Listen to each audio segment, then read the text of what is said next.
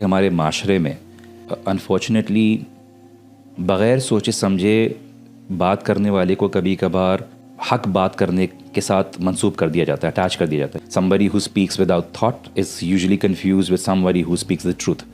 مجھے لاہور پہ عبدالوارث گل بھائی نے بلایا تھا اپنے پوڈ کاسٹ کے لیے، تو انہوں نے اس میں ایک سوال پوچھا مجھ سے. بردر ساحل نے یہ بات کی ہے کہ گدھا حلال ہے، تو آپ کا اس کے بارے میں کیا خیال ہے؟ میں نے جو جواب دیا، کیونکہ میں ٹو بی آنیسٹ بردر ساحل کو سچ سنتا نہیں ہوں اور نہ میری ایسی کچھ ملاقات ہوئی ہے، لیکن ان کی کچھ چیزیں جو ہمارے ڈائریکٹ سورسز سے ہوئی ہیں تو انہوں نے کچھ علمی اعتراضات ہیں اور وہ پرابلمٹک اتنی ہو گئی. اور میں یہ بات وضاحت کرتا ہوا بھی چلوں کہ جو لوگ ہمیں سن رہے ہوں گے کہ ان کا وائی سی کے ساتھ کوئی تعلق نہیں ہے، اور وائی سی نے ان کو شاید ایک آدھا بلایا، محمد علی نے اپنے پوڈ کاسٹ میں بلایا، اور ماشاء اللہ سے بردر ساحل کی صلاحیت بہت اچھی ہے، ان کے کام بہت اچھا ہے. ابھی ریسنٹلی انفارچونیٹلی وہ اپنے ٹریک سے ہٹ گئے اور ری ایکٹیو ہو گئے ہیں، اور اس ری ایکٹیو ہونے کی وجہ سے انہوں نے کچھ ایسی ڈومینز میں اپنا قدم رکھ دیا ہے جو ان کی فیلڈ نہیں ہے، اور یہ بات ہمیں انڈرسٹینڈ کرنی چاہیے. دیکھیے میں ہمیشہ بات کرتا ہوں کہ دیکھیے ہمیں نہیں اس بات کی پرواہ کہ لوگ مائنڈ کرتے ہیں یا نہیں کرتے، کیونکہ ہمیں بات صحیح کرنی ہے.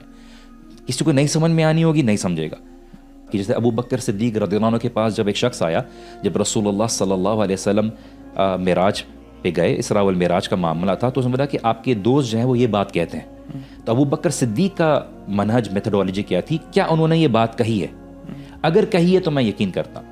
تو میں نے یہ بات واضح طور پہ کی، اور جو پوڈ کاسٹ چاہے سن سکتا ہے کہ میں نے یہ بات نہیں سنی کیونکہ میں نہیں سنتا، لیکن اگر انہوں نے یہ بات کہی ہے تو یہ بات غلط ہے. فاسقون بنبأ فتبینوا، سورہ حجرات کی آیت ہے کہ اگر تمہارے پاس کوئی جھوٹا خبر لے کر آئے تو تم اس کی تصدیق کر. میرے سامنے کوئی جھوٹا نہیں بیٹھا تھا.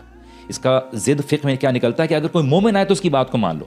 اور جو لوگ کہہ رہے ہیں کہ آپ نے کیا ان کو اپروچ کیا، کہ آپ نے بات کی، وائی سی کے بردرز نے مہینوں تک ان تو بات کی ہے کہ دیکھیے آپ کی کچھ ایسی غلطیاں ہیں، بردر ساحل ملتے نہیں ہیں، آپ کو ایسی باتیں کیوں کرنے کی ضرورت ہے جس کے بارے میں کوئی اللہ نے دلیل نہیں اتاری یا لوگوں کو مزید کنفیوز کرنے کے بارے میں.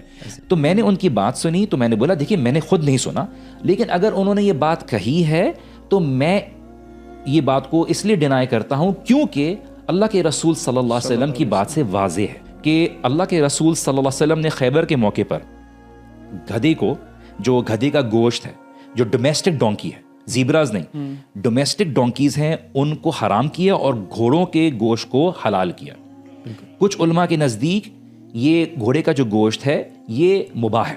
اچھا، اب انہوں نے سنن ابو داؤد کی جو ہے حدیث کوٹ کی، جو کہ ضعیف حدیث ہے، جس سے حکم نہیں لیا جا سکتا. ٹھیک ہے، شیخ البانی نے اس کو، جو محدث ہیں انہوں نے اس کو ضعیف کہا کہ ہم فاقے سے گزر رہے تھے، مشکل سے گزر رہے تھے، رسول اللہ صلی اللہ علیہ وسلم نے ہمیں اجازت دی. اس سے پتہ چلتا ہے کہ وہ حکم وقتی تھا. اب آپ لوگوں کو کنفیوز کر رہے ہیں نا.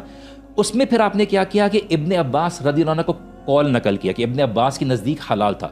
ابن عباس رضی اللہ عنہ کا جو قول تھا، انہوں نے بولا مجھ تک اللہ کے رسول صلی اللہ علیہ وسلم کی بات نہیں پہنچی، اور صحابہ کے پاس کبھی ایسا ہوتا تھا کہ کوئی حدیث نہیں پہنچتی تھی تو ان کا اوپینین موجود ہوتا ہے، جیسے عبداللہ ابن مسعود کا معوذتین کے بارے میں. ٹھیک ہے، میں کنفیوز نہیں کرنا چاہ رہا، مثال دے رہا ہوں کہ عبداللہ ابن مسعود رکوع ڈفرنٹ طریقے سے کرتے تھے، جبکہ اللہ کے رسول صلی اللہ علیہ وسلم کے صحابہ نے بتایا کہ ہم نے ایسے دیکھا، انہوں نے میں نے اللہ کے رسول کو ایسا دیکھا. تو صحابہ کا ایک اقوال موجود ہوتے ہیں، اس کا مطلب یہ نہیں کہ آپ لوگوں کو مزید کنفیوز کر دو.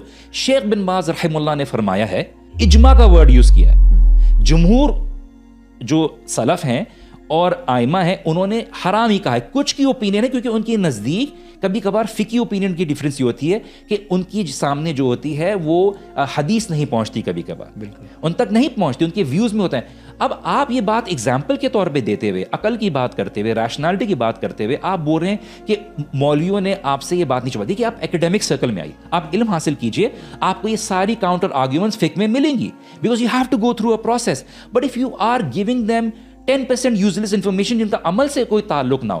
دیکھیے گدھے کو حرام کیوں کہا گیا ہے؟ اللہ کے رسول صلی اللہ علیہ وسلم نے خود اس میں ریزن دیا، نجس ہے.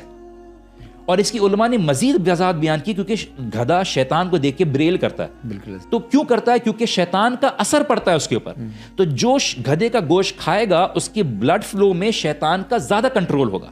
اور سب سے بڑی بات، اللہ کے رسول کبھی کبھار خود علت بیان کر دیتے ہیں، سبب بیان کر دیتے ہیں کہ کیوں حرام کیا گیا. کبھی نہیں بتاتے، فقہا خود علت نکالتے ہیں. کیا چیز ہے؟ کہ اللہ کے رسول صلی اللہ علیہ وسلم نے اس کو نجس کہا ہے کہ امپیور ہے. اب انہوں نے ایگزامپل کیا دیا اپنے ویڈیو میں کہ تمام کارنیورس حرام ہے اور تمام ہربیورس حلال ہے. یہ دلیل ہے. دیکھیے حلال حرام عقل کی بنا پہ نہیں ہوتا. حلال حرام توقیفی یہ میننگ اللہ تعالیٰ کی طرف سے آئے گا. اللہ کے رسول صلی اللہ علیہ وسلم نے اپنی چاہت کے مطابق ازواج مطہرہ کو جب راضی کرنے کے لیے کہا تھا کہ میرے لیے حرام ہے, اللہ نے قرآن کی آیت کر دی کہ اپنی طرف سے کیوں آپ اپنے اوپر حرام کر رہے جس کو اللہ نے حلال کیا ہے. عقل سے نہیں ڈیفائن ہوتا یہ. تو آپ عقل کو تابع رکھو گے اللہ اور اس کے رسول کی بات کے اوپر. ہاں, عقل کو استعمال کرتے ہوئے وضاحت سے سمجھو گے. ابن تیمیہ رحمہ اللہ نے بولا دیکھیے عقل, ایک مومن جو ہوتا ہے نا, وہ اللہ کو پہچاننے میں, اللہ کی کتاب کو پہچاننے میں پہلے استعمال کرتا ہے کہ کیا یہ میرے اللہ کی کتاب ہے, کیا یہ حکم اللہ کی طرف سے ہے, کیا یہ حکم اللہ کے رسول صلی اللہ علیہ وسلم کی طرف سے ہے. جب عقل سے پتہ چل جائے کہ یہ چیز اللہ کا کلام ہے, اللہ کی کتاب ہے, اس کے بعد نقل ہوگی, اس کے بعد فالوئنگ ہوگی. اب 2 رکعت فجر کی فرض ہے, عقل سے میں نے یہ معلوم کر لیا کہ میرے رب نے مجھے کہا ہے اور یہ میں نے مان لیا. اس کے بعد میں عقل کو استعمال کرتے ہوئے یہ سوال نہیں کروں گا کہ 2 رکعت کیوں کی, 4 رکعت کیوں نہیں کی.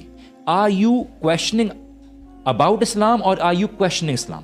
اب عقل کو بات کرتے ہوئے انہوں نے بات بولی کہ مولویوں نے یہ بات آپ کو سامنے نہیں بتائی. میں آپ کو یہ بات بتاؤں, دیکھیے مثال غلط ہے کہ دیکھیے جب آپ لوگوں کو سمجھا رہے ہو نا تو آپ مثال صحیح طریقے کی دیجیے, کیونکہ آپ جب غلط مثال دیں گے نا تو غلط مثال پھر بعد میں ٹائٹل بنا کے رکھیں گے تو اس کی وجہ سے ریاکشن اور لوگوں کی طرف سے رپلائی آئے گا. ہوا یہ کہ انہوں نے اس چیز کو یوز کیا, لوگوں نے آ کے باتیں کی, لوگوں نے میسج بھی کیا, ہم نے اگنور کیا because it really doesn't make a difference. جو ساحل ادیم کبھی کبھار بات کرتے ہیں نا تو وہ بہت ٹوٹی پوٹی بات کرتے ہیں. دیکھیے میسز کو کنفیوز نہ کریں.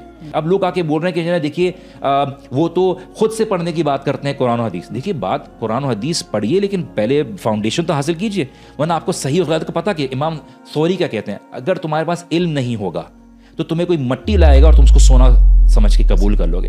ہماری باتیں ہیں وہ آف کورس ہم علماء سے سیکھی ہیں اور علماء سے کی ہے اور مستند علماء سے سیکھی ہیں. بائی علماء ڈز ناٹ مین کہ ہم ہر بیڈ ایپلز اور گڈ ایپلز کو مکس کر رہے ہیں. علماء ورثۃ الانبیاء, تمام اگر عالم برے ہو گئے تو پھر کیا اللہ کے رسول صلی اللہ علیہ وسلم کے ورثہ نہیں رہے؟ پھر دین کیا بالکل محفوظ نہیں ہے؟ کس سے حاصل کرو گے؟ سینہ بہ سینہ آیا نا دن. تو علماء کی عزت کیجیے. یس ہیں جو لوگ مسئلے ہیں, پر آپ کے دنیاوی معاملے میں بھی اگر آپ واقعی سنسیئر انٹینشن رکھتے ہیں آپ سیکھنے والوں کے ساتھ سیکھنے کے لیے جائیں گے, آپ کو مل جائیں گے اور آپ کو وہاں پہ اکیڈیمک ڈسکشن. تو دیکھیے یہ بات اس لیے وضاحت کرنی پڑی کہ دیکھیے آپ نے ہماری طرف وہ باتیں ایٹریبیوٹ کر دی اور اننیسیسریلی آپ نے ایک ایسا ایشو کریٹ کر دیا کہ لوگ اب اٹس لائک وائسی ورسز ہم, we not in competition anyone. فاستبقوا الخیرات, ہم خیر کی کام کے لیے کمپٹیشن میں ہیں اور وہ کر رہے ہیں. کسی کے خلاف پروپیگنڈا کرنے کا ہمارا ٹائم نہیں ہے اور وائسی کا سٹائل نہیں ہے.